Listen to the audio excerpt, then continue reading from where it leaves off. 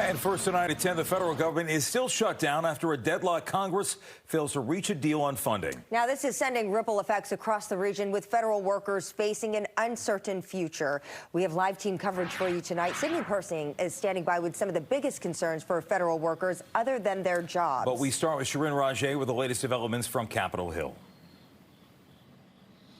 Jim, Angie, there were two votes in the Senate today. Both of those failed. Republican and Democratic leaders maintained they are not backing down from their positions. In fact, lawmakers have gone home tonight for the Jewish holiday, which guarantees a shutdown at least until Friday, but likely way beyond that.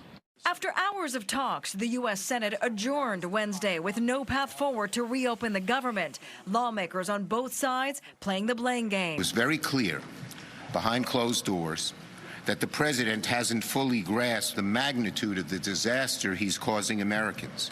This is totally avoidable. It is a decision they're going to have to make, and if the government shuts down, it is on the Senate Democrats. I've got more than 50,000 federal workers in my district, in Maryland's beautiful 8th congressional district. The overwhelming number of federal workers I've heard from have been telling me, and I believe my colleagues have had the same experience, we must hang tough for the health care rights of the people.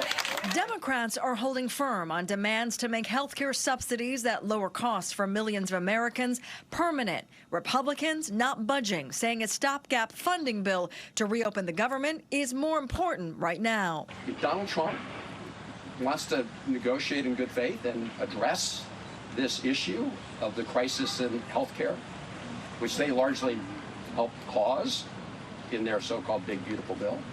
But if they want to talk about it, that's what we've said we want to do. We're willing to have that conversation, but I think it's important to bracket the healthcare policy conversation because it's separate from the government shutdown. We think that we can open the government and then have the conversation about what best healthcare policy to fit the needs of the American people. That's all we're trying to do. That's all we're trying to accomplish. We've got to reopen the government first. Federal workers bearing the brunt of this shutdown as the White House says layoffs are imminent. There are feds and military who live paycheck to paycheck, some who are also on food stamps, and it's going to impact them. Meanwhile, U.S. airlines have warned that a shutdown could strain flights as air traffic controllers and TSA screeners are forced to work without pay at a time when the agency struggles with staffing. The Department of Transportation also saying 11,000 FAA employees are set to be furloughed. And those effects are wide-reaching. Now, again, lawmakers are expected to be back on Friday. There'll be a number of votes to hopefully open the government. But the expectation is, unless something drastic happens, likely those votes will fail. We'll watch and see. Back to you.